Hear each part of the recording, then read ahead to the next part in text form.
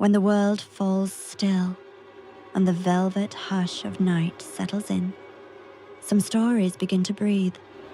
This is Velvet Nightshade Tales, where shadows hold memories and whispers carry secrets. Listen carefully. Not all stories wish to be told, but tonight, this one will be. The first letter arrived on a Tuesday. It was tucked neatly between a credit card offer and a grocery store flyer. Plain white envelope, no return address. My name was written in handwriting I recognized instantly. It was mine. Not similar. Mine. The same slanted L, the way my M dips in the middle, even the small ink smudge where my pen usually drags. I stood in my kitchen for a long time before opening it. Inside was a single sheet of lined paper. It read, "I'm sorry for what I did." That was it. No signature, no explanation. Just those 6 words. I laughed at first, nervous, confused. I assumed it was some kind of prank. Maybe an old notebook page someone had gotten hold of. Maybe I had written it years ago and forgotten. But I knew I hadn't, because I didn't feel guilty about anything.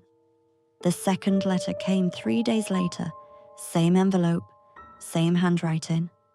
You know, it wasn't an accident. My stomach dropped. I live alone. I work from home. I rarely see anyone outside of the barista who spells my name wrong every morning. There was no it, no accident, nothing I was hiding. At least, that's what I told myself. By the third letter, I stopped sleeping. She trusted you. I read that line over and over until the words blurred. Who? Who trusted me? I checked my carbon monoxide detector. I called my doctor.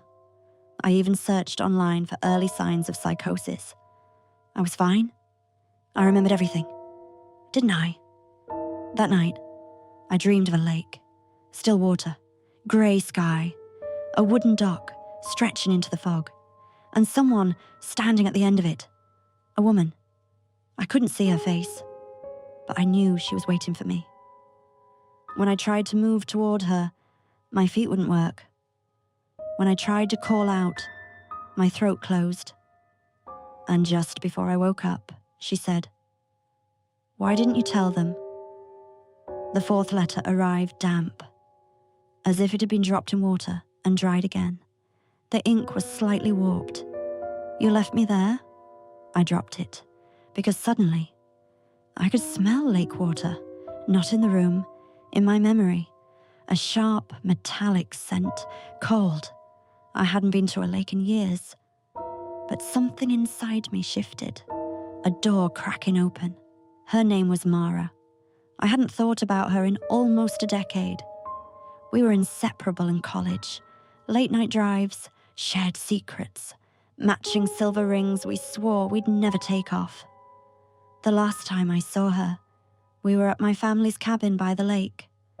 It was early autumn. The dock was slick with mist. We'd been arguing. About what? I couldn't remember at first, but I remembered the shouting. I remembered her backing away from me, her foot slipping, and I remembered the sound. Not a scream, just a splash. The police ruled it an accident. She had been drinking. The boards were wet. I cried at the funeral. I wore black for weeks. I told everyone I tried to grab her. And maybe I did. Maybe. The fifth letter came with dirt in the envelope. Actual dirt. It spilled onto my floor. You watched. I couldn't breathe, because that was the part I had buried. I didn't push her. I didn't plan it. But when she slipped, I froze. For 1 second. 2. I saw her hands break the surface. I saw her eyes. And I didn't move fast enough. I told myself it happened too quickly. I told myself I tried. But there was a moment, a tiny, terrible moment, where I hesitated, because we had been fighting, because she had said something cruel, because I was angry, and that hesitation was all it took. I stopped checking the mail after that, but the letters kept coming. They slid under my door, appeared on my desk. One was even tucked beneath my pillow. No envelope that time, just a single line. Tell them. I started hearing water at night, soft dripping sounds. Sometimes I'd wake up to damp footprints leading from my bedroom door to the edge of my bed. I don't own shoes that leave prints like that, and I live on the 3rd floor. Yesterday, the final letter arrived. It wasn't addressed to me. It was addressed to the police. In my handwriting, a full confession. Every detail I had forced myself to forget. The argument, the hesitation, the truth. At the bottom, signed with my name. I don't remember writing it, yet the ink was still wet. The lake has been calling me all day. I can hear it even now. The gentle lapping of water against wood. The creak of a dock, shifting under weight. I know what she wants. Not revenge, not forgiveness. Just the truth. I think the letters were never about punishing me. They were about remembering. About refusing to let me bury that second. That single, awful second. When I chose anger over instinct. And someone died. I'm driving to the police station tonight. The confession is folded in my purse. If I don't go, I think the letters will start again.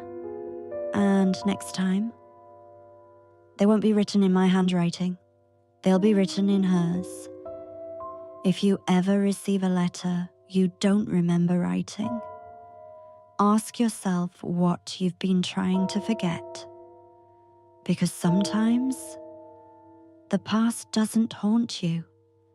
It writes back. Some truths don't disappear. They wait. They settle into quiet corners of your mind, and when you least expect it, they begin to whisper. If you felt something listening tonight, you're not alone. Subscribe to Velvet Nightshade Tales for more stories that linger long after the lights go out. And remember, if the past ever writes to you, don't ignore it. It may already be inside. Good night.